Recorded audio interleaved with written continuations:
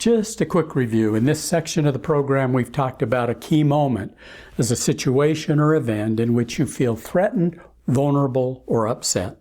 Something happens that triggers an emotional response inside of you. And once triggered, it is so easy to get derailed from acting and communicating in healthy ways. I taught you the empowerment model as a way of understanding what happens during a key moment. And in the last lesson, I talked about the mindset made up of 3 core concepts to manage your key moments. Well, in this lesson, I want to teach you some strategies of emotional self-regulation, things that you can do to interrupt negative patterns of thinking, feeling, and behaving so that you can soothe and calm yourself to respond rather than simply react to a negative trigger. Well, the first strategy is to practice mindfulness. Frankly, this is more than a strategy for handling a key moment. I think of it as an approach to life.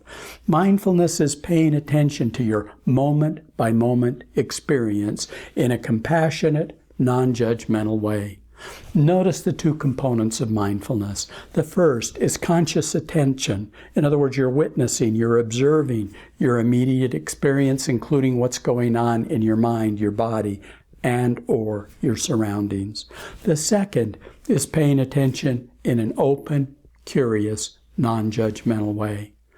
Mindfulness doesn't change the nature of life. Life still comes at you in a series of unending and sometimes even challenging events.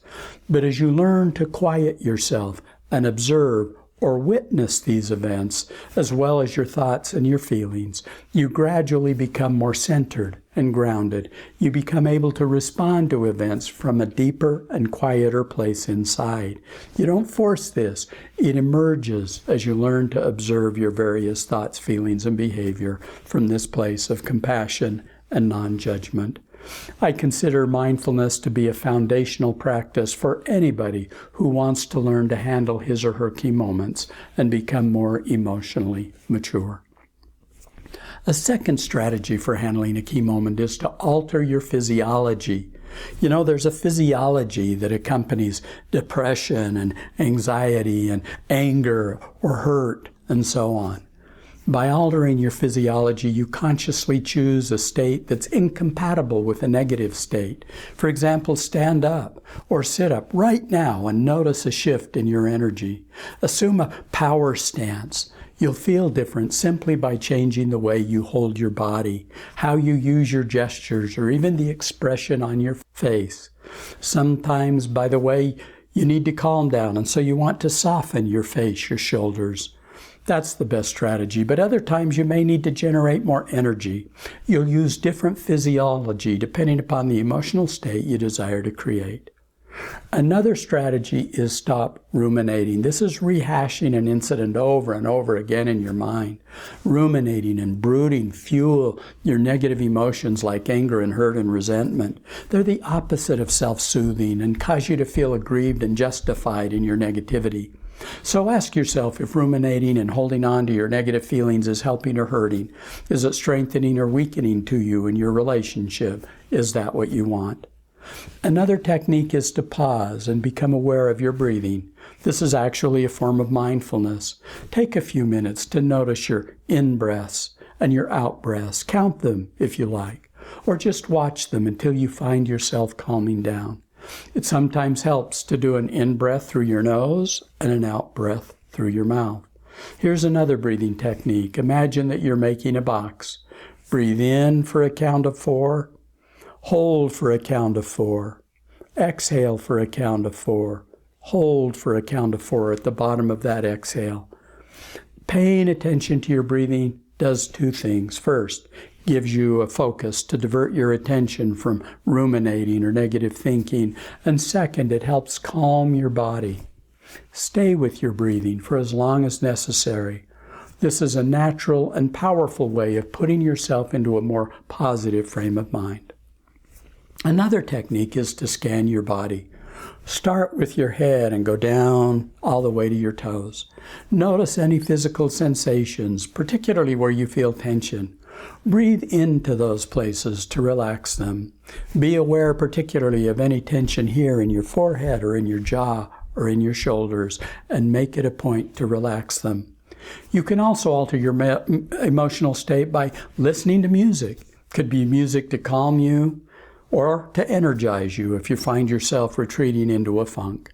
But put on some music that you love and allow it to help shift your emotional state. Practice visualization is another technique to shift your emotional state. Imagine being in a place that makes you feel at ease. Be there. Notice the sounds, the sights, the sensations that accompany this place. Take it in and enjoy it. Or imagine yourself, visualize yourself succeeding at some endeavor, even a difficult conversation you're having with somebody. Lots of athletes, you'll notice, become very accomplished at visualization. You can also talk to a friend, call somebody. You don't necessarily even have to tell them about what's going on, but just talking to somebody not involved in what's happening can help you shift your emotional state. Expressing yourself can be very helpful. Besides talking to a friend, you can write in a journal. Express yourself in prayer. Think deeply about your values or guiding principles. What is most important? How do you want to show up in life? How would you like people to describe how they experience you? Make your values more important than the key moment, than the feelings that are coming up during a key moment. Use these to guide your behavior. Well, in actuality, the number of things you can do to shift your negative energy are pretty endless. Go on a walk, take a bath, exercise, take a few deep breaths, do something fun. The idea is to do something, almost anything, to shift that's incompatible with the state of agitation so that you can feel more calm and peaceful. Well, sometimes you can do this in the middle of a key moment, but sometimes you have to do it later, and that's okay. Even reflecting back is a way of processing a key moment, and so you're giving yourself an opportunity to respond differently to similar key moments that come up in the future. I also want to suggest that it's important to understand your emotions. What are you feeling? Can you put a label on your feelings? Psychologists have a popular saying, if you can name it, you can tame it. By naming your feelings, you not only understand them better, but you take away their power. And yet, dealing with feelings is hard for a lot of people who understandably want to avoid their negative emotions. But have you heard the saying, what you resist persists? Avoiding your feelings doesn't make them go away. You'll either act them out in aggressive ways or they'll go underground and come out in more harmful ways, aches and pains, illness, irritability, sadness, or shutting down, or engaging in self-destructive, avoidance, or addictive behavior like excessive drinking or drugs or gambling or over media consumption or abusing other people or whatever. So I'm asking you to pay attention to your emotions.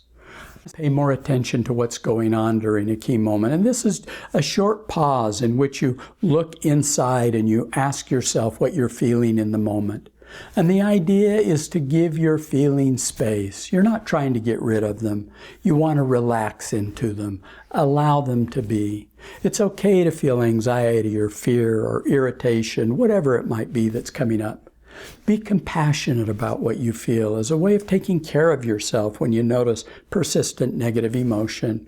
You're taking responsibility for yourself as you learn to pay attention to these negative emotions and give yourself options to soothe and calm yourself. Well, a final strategy that I want to recommend is to challenge your thoughts.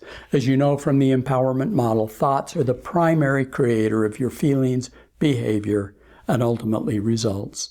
By examining and challenging your thinking, what's going on up here, the meaning that you give events and circumstances, you empower yourself to feel and respond differently to your key moments. And of course, this isn't always easy to do because you unconsciously assume that the meaning that you give events are the truth. You assume that the way you see things is the way they are. As a matter of fact, the mind functions to be right about whatever it happens to believe. A young girl thinks she's ugly, that no guy would ever want to go out with her. An employee believes that you can't trust management. A manager believes that employees really don't care, and on and on. You gather evidence to prove yourself right about your beliefs, and you refuse to see disconfirming evidence. But by challenging your thoughts or changing your self-talk or the story that you tell yourself about what's happening, you're able to empower yourself to respond rather than simply react to what's going on. Well, I've given you a lot of ideas here to interrupt a negative reaction in the middle of a key moment. And of course, these are just ideas. Not all of them will be equally useful to you. I want to invite you, in fact, to come up with your own list. I'm giving you a simple application exercise to do this. Identify the strategies that you think would be most important for you to alter your feelings or your behavior or your thinking.